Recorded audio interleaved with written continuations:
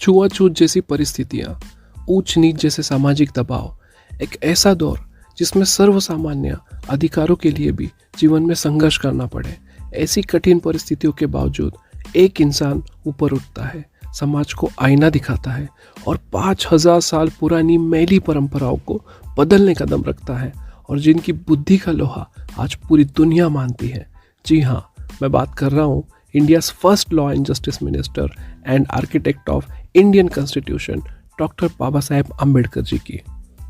सन 1900 का दौर था जब छुआछूत, जातिवाद जैसी पुरानी परंपराओं का चलन था, जिसका प्रभाव बाबा साहब के जीवन पर भी खूब पड़ा, क्योंकि वह भी एक ऐसी महान जाति का हिस्सा थे जिसे उस वक्त अनटचेबल माना जाता था।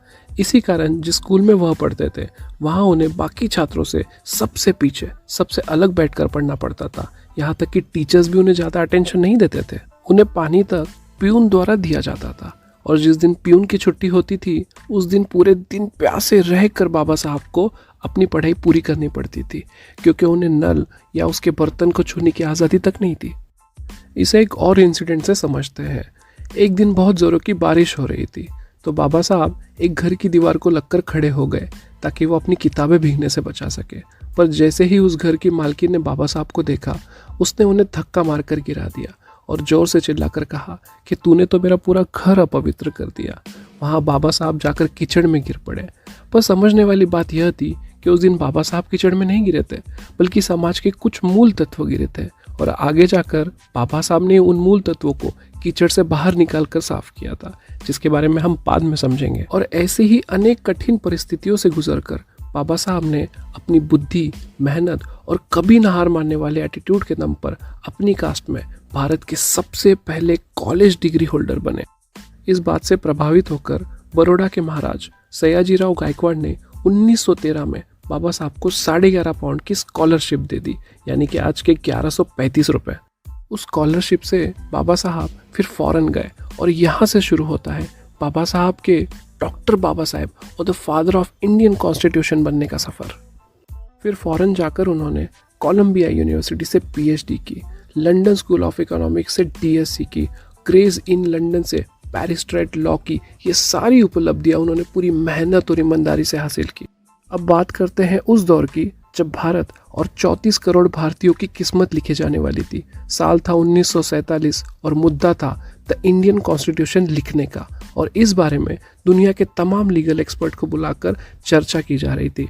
और तब गांधी जी ने नेहरू जी और पटेल जी को बुलाकर कहा, जब अपनी ही मिट्टी से जुड़े हमारे पास डॉक्टर अंबेडकर जी जैसे महान लीगल एक्सपर्ट है, तो हमें बाहर से किसी को बुलाने की क्या आवश्यकता है।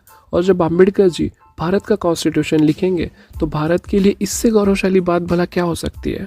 और फिर भारत की आज़ादी के तुरंत बाद 1947 में बाबा साहब को कॉन्स्टिट्यूशन कमेटी का चेयरमैन नियुक्त किया गया, और फिर अगले लगभग 3 साल तक बाबा साहब के नेतृत्व में कड़ी मेहनत और रिस्पॉन्सिबिलिटी से पूरी दुनिया का सबसे बड़ा कॉन्स्टिट्यूशन लिखा गया।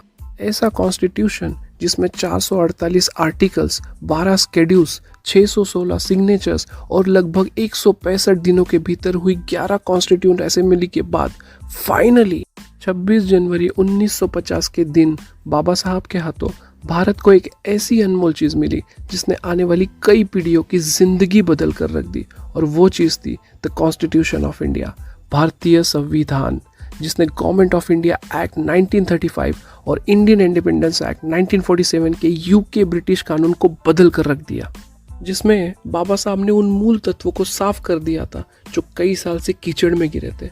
और वो मूल तत्व थे freedom of speech, freedom of religion, right to vote, equality और जस्टिस।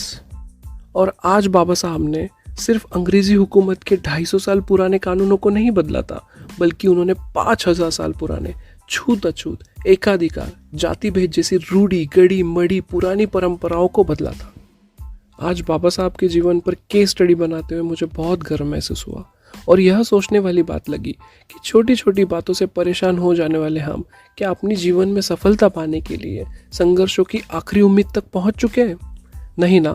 तो दोस्तों, अपने जीवन को बेहतर बनाने के लिए संघर्ष करते रहना चाहिए। सफलता ज़रूर मिलेगी। जय भीम दोस्तों।